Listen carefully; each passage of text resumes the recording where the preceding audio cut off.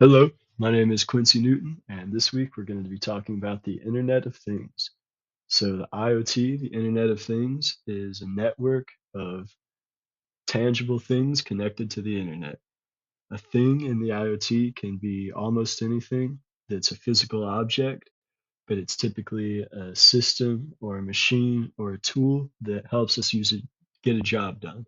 And the technologies that make it part of the IoT are the embedded abilities to sense, compute, and connect.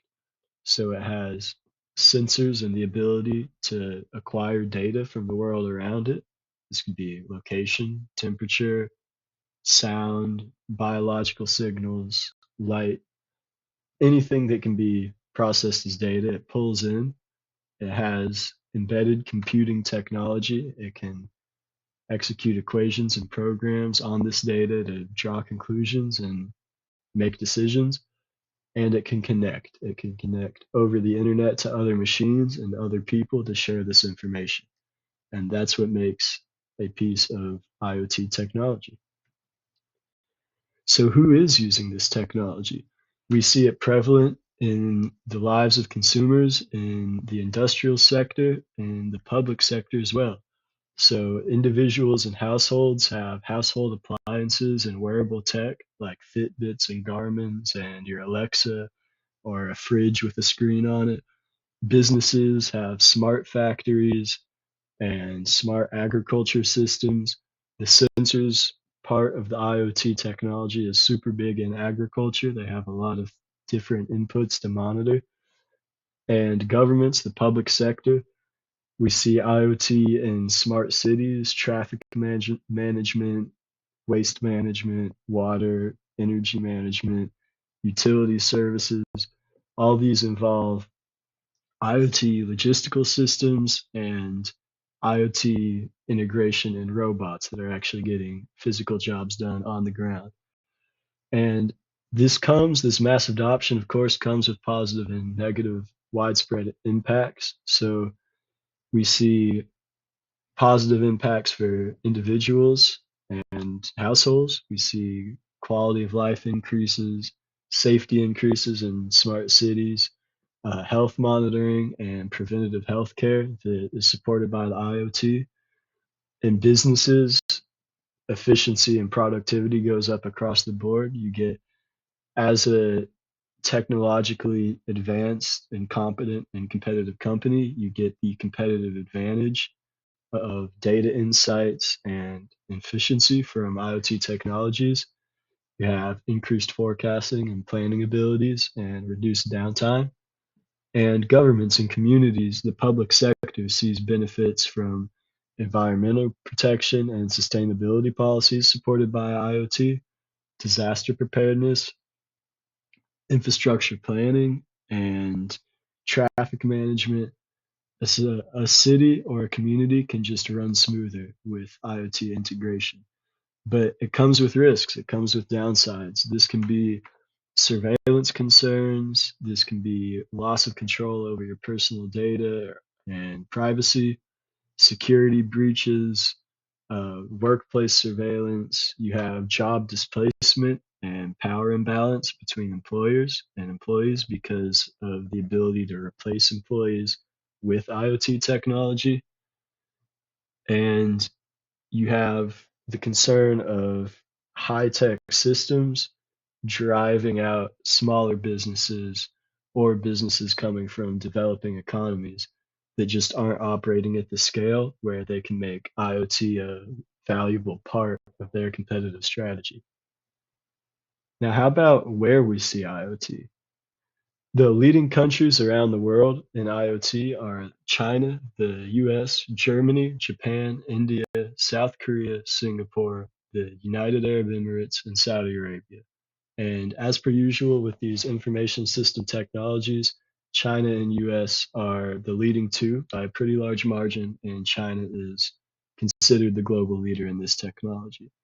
So some application areas it covers are industrial IoT, manufacturing, agriculture, logistics, uh, public service IoT, smart cities, infrastructure, traffic management, waste management, and consumer IoT.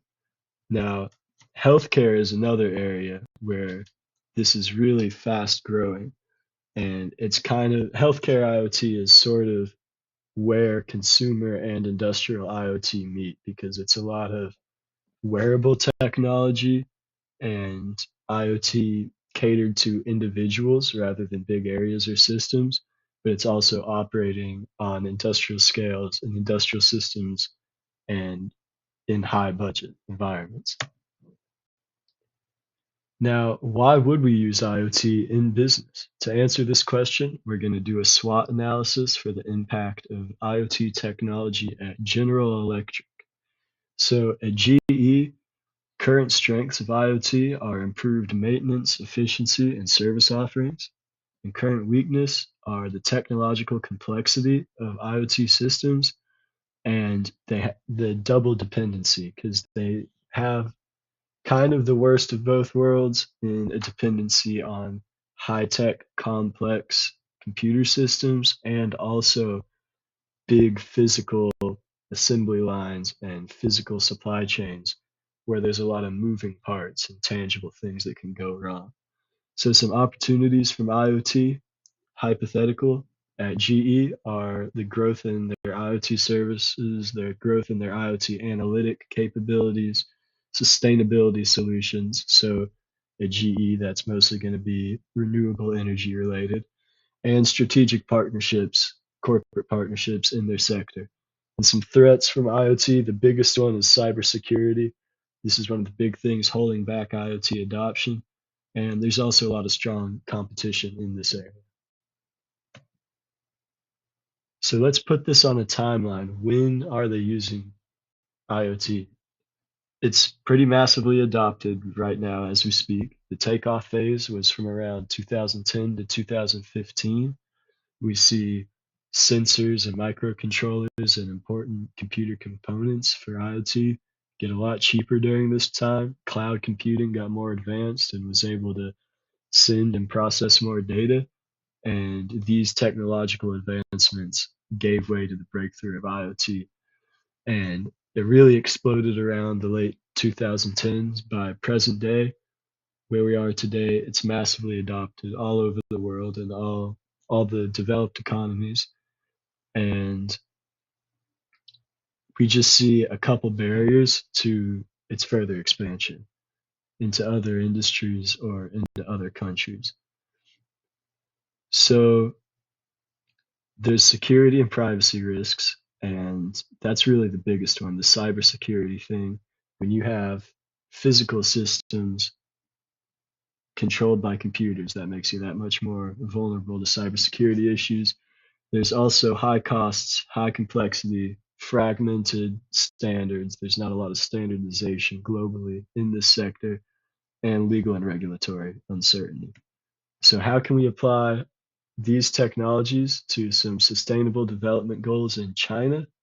Well, starting with goal number 7, affordable and clean energy, we see the IoT play into energy management, energy grids, both with renewable energy and fossil fuels, but especially with solar, IoT can really boost efficiency and the effectiveness and speed of the distribution of that energy. And it helps with industrial and urban energy optimization just by sending the right amount of power to the right places at the right time. And pretty similar is goal number 11, sustainable communities. This is more smart city kind of stuff.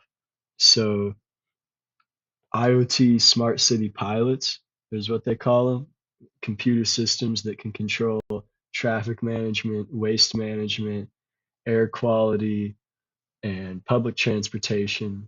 All kinds of public services managed by the IoT can just make it more efficient. And the last one we have here is goal number 2, zero hunger.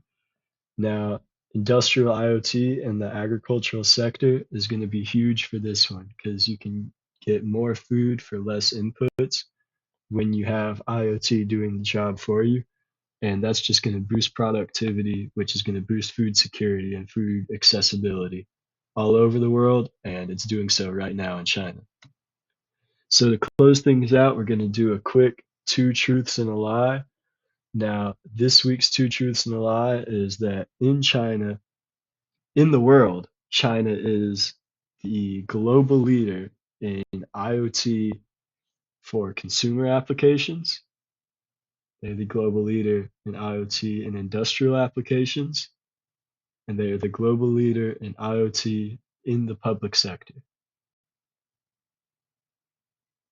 So the lie here is the consumer applications. Here in the States, by the numbers we have the best consumer, individual, and household adoption of IoT technologies, and we have the most developed products in this sector. The other two, industrial and public sector IoT use, are true. China is leading in those. So that concludes the presentation this week. Thank you very much and have a good one.